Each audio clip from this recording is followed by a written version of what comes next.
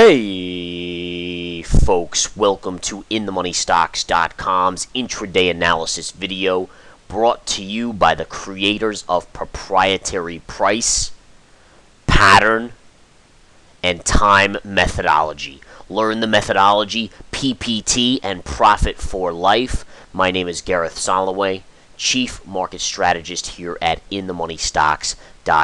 Okay, folks, let's get right into it. The date is Wednesday, December 12th, 2012, and we just are hearing comments from Bernanke during his press conference, where we're hearing some comments about his new quantitative easing policy. It's kind of another QE now, number 4, if you will, upwards of $40+ billion in asset purchases every month. If you add that into some other stuff, I mean, you're getting close to $80 billion here. If they do this for a year, you're talking about another $1 trillion in addition to what they already have on their balance sheet. I mean, it is absolutely scary, folks. At some point, the house of cards will crumble.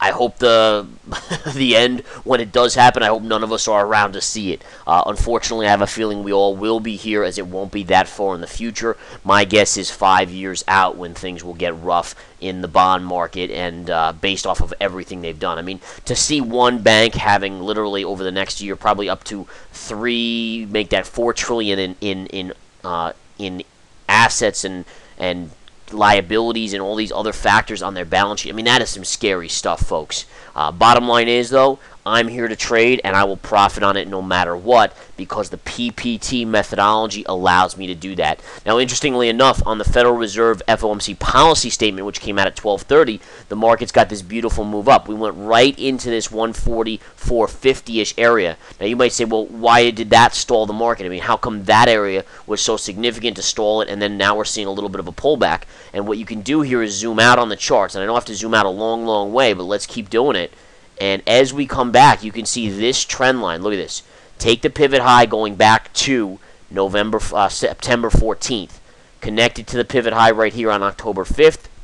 Connected to the pivot high on October 18th. And that's what you pierce today. It's an amazing trend line, and utilizing that has seemed to give us a short-term top on this market, as now with Ben Bernanke giving a press conference, the markets are a little skittish. They're saying basically, wait a minute, he doesn't sound like he really knows what he's talking about. I was just listening to some of it myself, and in his statement, even if you go over the statement they released at 12:30, it's like, well, we want an unemployment rate of 6.5%, but we might not go by that. We might go by this, and we might, to me, honestly, it sounds like they're shooting in the dark, and when you're playing with trillions of dollars, that is a very scary thing to do.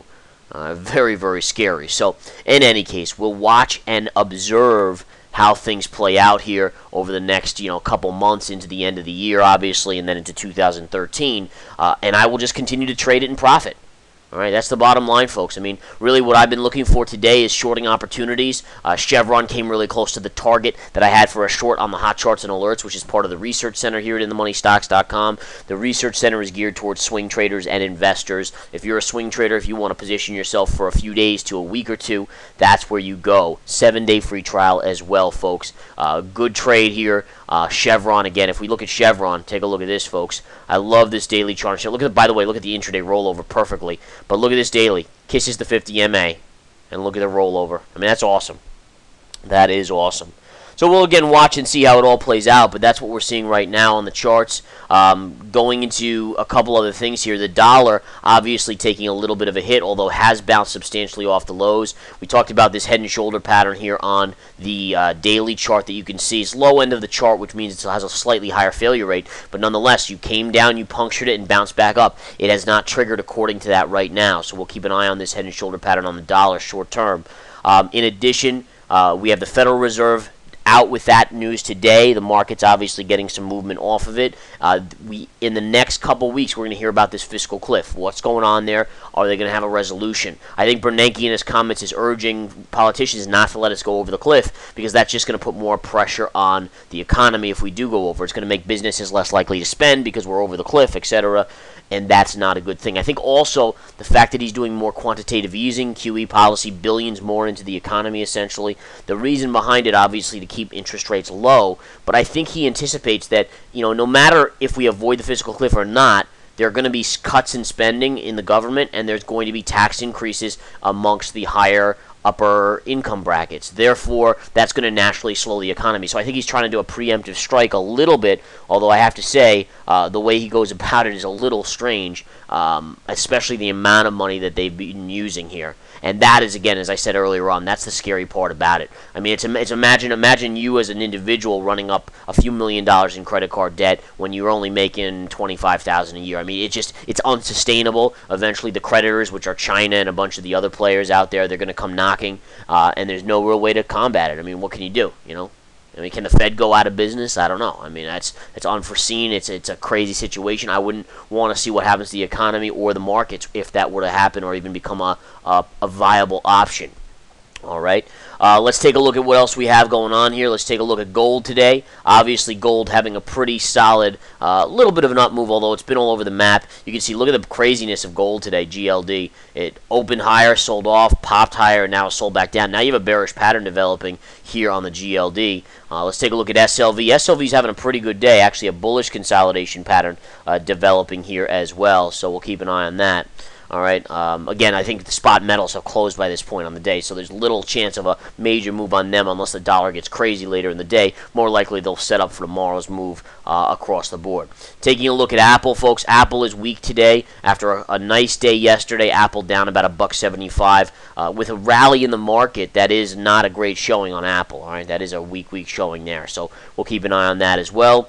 What else do we have here? Let's take a look at JPM. JP Morgan Chase doing all right, up 50 cents. Goldman's up 44 cents, a little on the weaker side there. Looks pretty weak right now. You could even make a case you have a little head and shoulders pattern right here.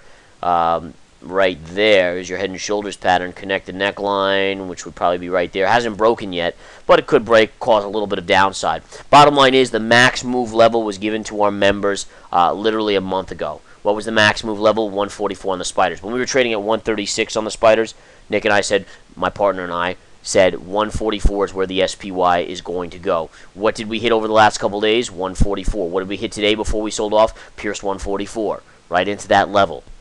All right, if you read the charts like this, if you use the PPT proprietary methodology, you're beating the institutions.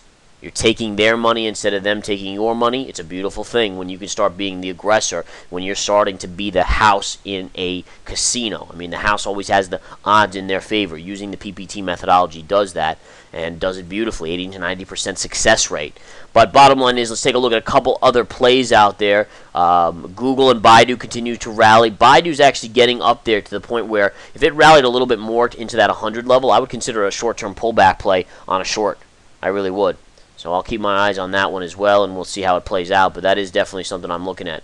Also, in regards to Google, Google continues to inch up a little bit today at $3.71. Chevron we talked about. Exxon's having a good move today. Again, most indexes are doing pretty well here. Just going over them right now.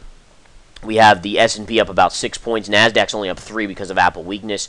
Dow's up about 43 points. Dow was up 100 points. S&P was up over 10 at one point today. But we have seen that, those gains come off pretty dramatically since we started to roll over here on Federal Reserve Chairman Ben Bernanke's comments. Again, look at this. Look at the daily chart as this market sells off. We're now coming back below. See, these are the trend lines here. Connecting these trend lines. Beautiful trend lines right here.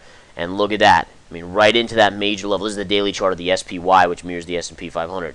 It's a great chart right there. Awesome chart. All right, so that's what we have there on the SPY. As we continue to see some good pullback action as Bernanke speaks. You can see the selling continuing. Probably a scalp level will be at the 50 MA if you come into that. And then obviously the lows of the day gap fill if we get down to this area down here. Looks to be a genuine solid level there. All right, guys, on that note, I'm going to step aside, get back to trading, going back into the intraday stock chat to give live analysis, live calls, live charts to my members. And also, again, I have trade alerts out there in the research center. Be ready for these guys because we should get some good movement. Even though you're coming into the holidays, based on what's going on with the fiscal cliff and this Federal Reserve announcement, you should get some pretty good action. It's going to be there. All right, take care, guys. Come join us here at InTheMoneyStocks.com. Take the 7-day free trial.